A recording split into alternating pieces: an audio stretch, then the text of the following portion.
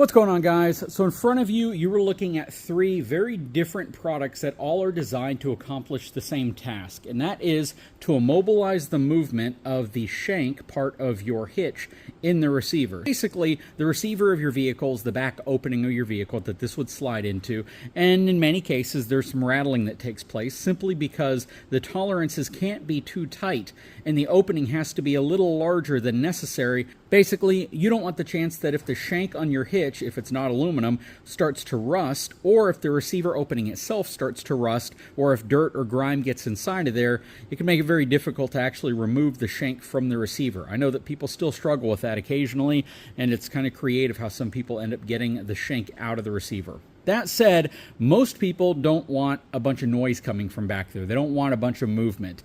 And these three products in front of you are designed to help arrest that movement and just basically make it far more difficult for this to rattle around inside of the receiver of your vehicle. We have one from GENY right here, by far the simplest design.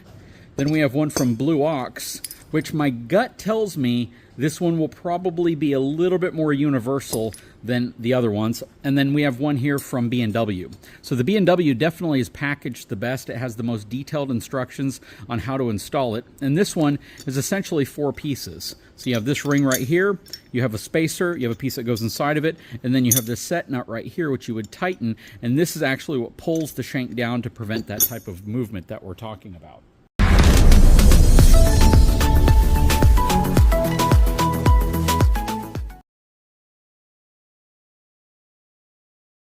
Now I'm going to use my magnetic reducer here from eTrailer to show you all what I'm talking about. So in the back of your vehicle, you got this hitch opening like this. Your hitch slides into it, but then oftentimes there's a little bit of movement. Again, that movement is actually needed. If you don't have any movement there, then any little dirt, any little debris, any little rust, any little powder coating coming off, or the aluminum starting to corrode is going to make it basically impossible to get your hitch out easily. A lot of people, again, struggle with this. Going to remove the reducer. This is the Ford factory reducer. Again, I feel like this is probably what most people would have. That's the reason why I'm including this one in the video. So the way safe, I'm not going to pin it, but I'll show you. So if we put it right to where the hole is right there, see that? And I can hear it when I go down the road. If I hit a bump, that noise is essentially resonating all the way through the frame, and I'm hearing it, and I can even feel it to some degree in the back. Even more with the GENY hitch. The GENY hitch is much, much, much heavier. It's about 3 times as heavy as this one, so it's definitely more prevalent in that hitch. So we're going to take this one out, and we're going to start with the B&W. Put the spacer back on it. Insert that in like that. Put it back on right here. Put that in place. Put the pin back. And then we will tighten this on the bottom with the included Allen key.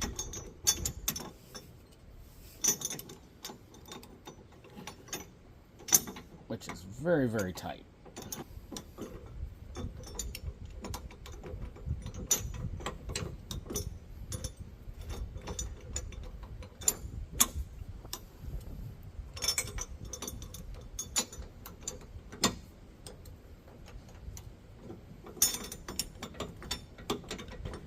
Okay, once you get it going, it kind of works its way out.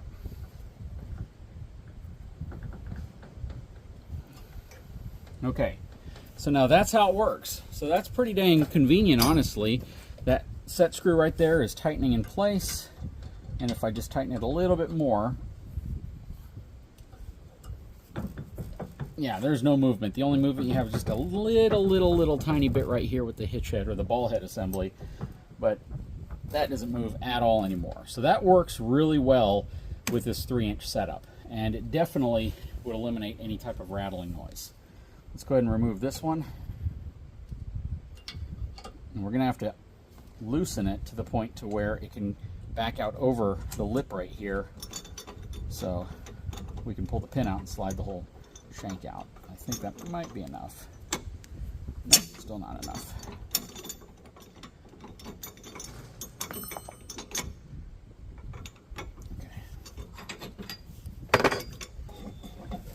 Next, we have the GENY. So the GENY works in a very similar way. I have to loosen these a bit.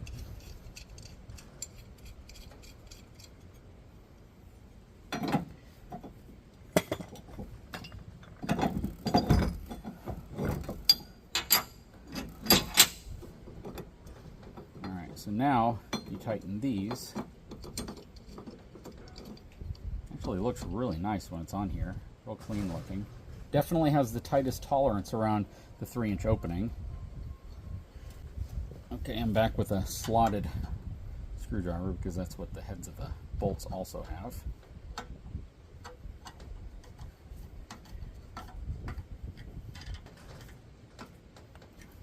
Okay, so this is a pretty dang effective setup. What's kind of nice about it is it's black powder coated, so it definitely matches your factory receiver. And when it's in place, it accomplishes the exact same thing. This piece right here is pulling down on the shank to keep it from moving. Again, you do not want to put it in a situation to where it's pulling up, which means that you may have put this on the opposite way because you may have more room right here on yours, or you may think it looks better, I don't know, but you definitely want the retaining piece, this piece right here, to be pulling down on the shank against the bottom of your receiver. Otherwise, again, this piece would then be carrying the load of your hitch weight, which is not going to be a good idea. This one works really good. They both look really good so far. The B&W and the GENY both look really good. Both made really well. I venture to say that the B&W will probably last a little longer from a finish perspective. It's made out of thicker steel. The set screw is probably the weakest point here, but overall I think the zinc finish on the B&W will probably last a little longer than the powder coated finish on the GENY. However, both very effective products, and they both do a great job immobilizing the movement of the shank in the receiver. So we'll go ahead and take this one off now.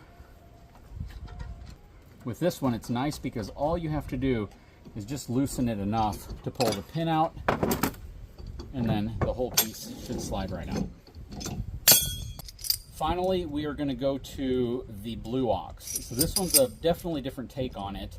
In the pictures, it shows that they put it on this way with this piece on top of the receiver, which is definitely, in my opinion, unless I'm missing out something here, the wrong way to do it, because this would then be pulling up on your shank and this would be carrying the load of whatever trailer you're towing, which is not a good idea, in my opinion. Maybe I'm missing something again. It has a bolt that goes through and then a nut that goes on and then a locking nut to pinch against it. And this is how it is set to work. So I would imagine you put it on like this. That way it accomplishes the same task. You take your shank, put it in. All right, and then this would attach like so. It's a little tight around the opening. Actually, no, you just have to adjust it right, like this. Now this one is a little bit more finicky in terms of how you have to set it up, so this one will definitely take longer than the other ones. Definitely want it sitting on the flattest possible part right here, like that.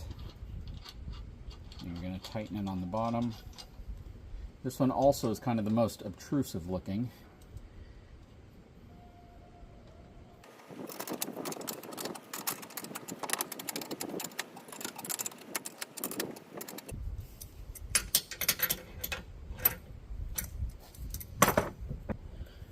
Okay, so this works pretty well. I mean, it's not moving, it's pulling down on it, it's hugging the outer diameter of the receiver opening. All right, so I wanted you to get a close-up on this one because it definitely has a different look overall. It doesn't look terrible. You can definitely tell it's an aftermarket accessory and it's not OEM. When you look at both the GENY and the B&W, they both give you kind of an OEM feel to them because they just rest in front of the receiver and they look a little bit more intentional. This one definitely looks more aftermarket.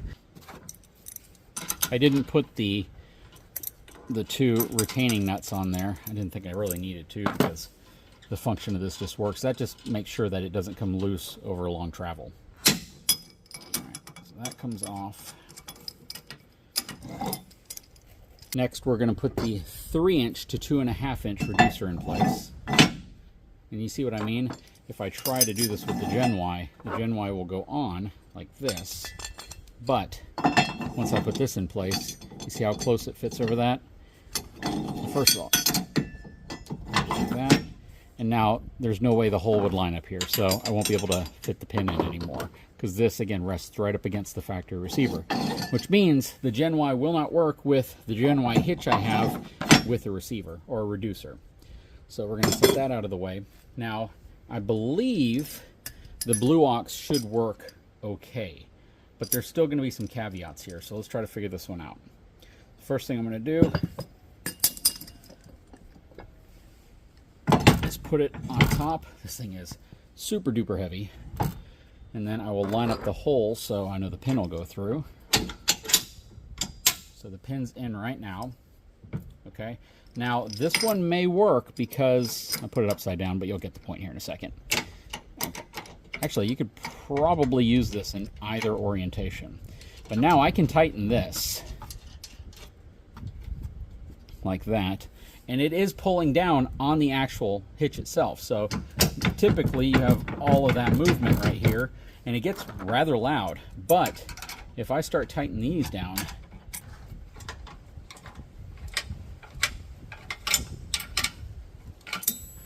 okay. Yeah, so that works really well actually. And it's still pulling it down. It's in an area where I don't think that there would ever be any real issue there. And it's doing what it should do. I mean, it's definitely going to stop the rattle. And that actually is effective. So I can use the BlueOx anti-rattle device to put enough pressure on the GENY in the right spot to keep it from making noise, and it fits. So that's really nice. Now we're going to see if we can do the same thing with the B&W.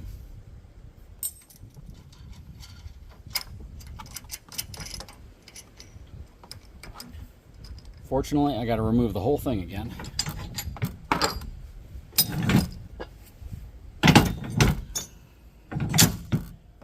If it does, it'll be tight. So the pin does go in. Okay, so with the spacer in place, it's not going to work. Let me show you why. So you see how it'll hit the flange if I tighten that? So what we're going to do is go ahead and remove it. And we're going to take the spacer off, which is super easy. Just going to remove the set screw. Take that off. Take that off.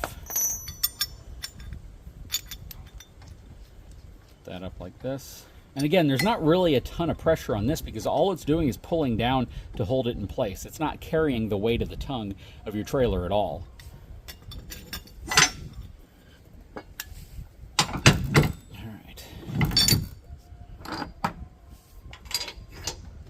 So the pin goes in just fine. Got my movement here just fine.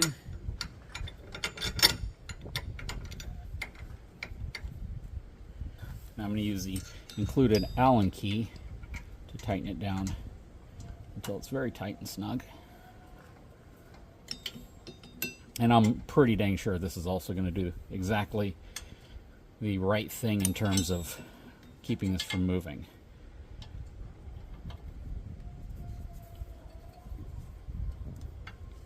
And this one's a little bit more low-key, low-profile versus the BlueOx. Plus, it actually adds a little bit of theft prevention because somebody may not know how to actually remove that. They might break the pin off, but that doesn't necessarily mean they know how to remove this assembly. Oh yeah, that is tight and that is working. Check that out. Now it is sliding back a little bit, and you see how it's inside of that groove right there. But it's doing exactly what it should be doing. It's preventing this assembly from moving at all in a little bit different way. I don't necessarily see a failure point on it. I suppose if you have enough upward pressure at some point, it could cause some type of an issue. But this thing ain't moving anywhere. It is really, really well secured. And that's going to make it a heck of a lot quieter. Now the challenge you're going to have with the GENY is you have 3 receivers. So that's going to make noise. That's going to make noise. There's a lot of movement here of different parts and components that can certainly make noise still. And all you're going to do is essentially stop the movement inside of the factory receiver on the vehicle. Yeah, the GENY definitely looks the nicest whenever it's in place. Conceals real well. You have your 2 set screws on the bottom. I'm almost feeling as if you'd want to use Loctite on the screws just to prevent them from backing out on their own. Seems like that's a very, very possibility. But when they're tightened down, definitely does a really, really good job of securing everything, making sure there's no movement there. The only movement you would have on this hitch is just a little bit of play you have right here, which is very, very, very little. So overall, this is going to be a very quiet drop hitch. I know some have rubber bushings and things in place, but this actually is going to be very, very quiet setup overall. But yeah, this is what it looks like. Very, very pleased overall, and I actually probably prefer the GENY from a cosmetic perspective over the rest of them. That one, you can really, really tell that it's there. And, you know, like I said, somebody could take it off without having to remove the hitch. So the hitch lock is defeatable, or not defeatable, but at least removing that's possible without having to defeat the hitch lock. Anyways, again, please drop a comment below. Let me know what your thoughts are on these 3 products. Let me know which one you would want to choose. At the end of the day, it's always good to have options. I will throw links in the description of this video to all the products featured. Hopefully you enjoyed the video. If you haven't had a chance, please take a moment, subscribe to the channel, give me a thumbs up, and we'll talk to you again very soon.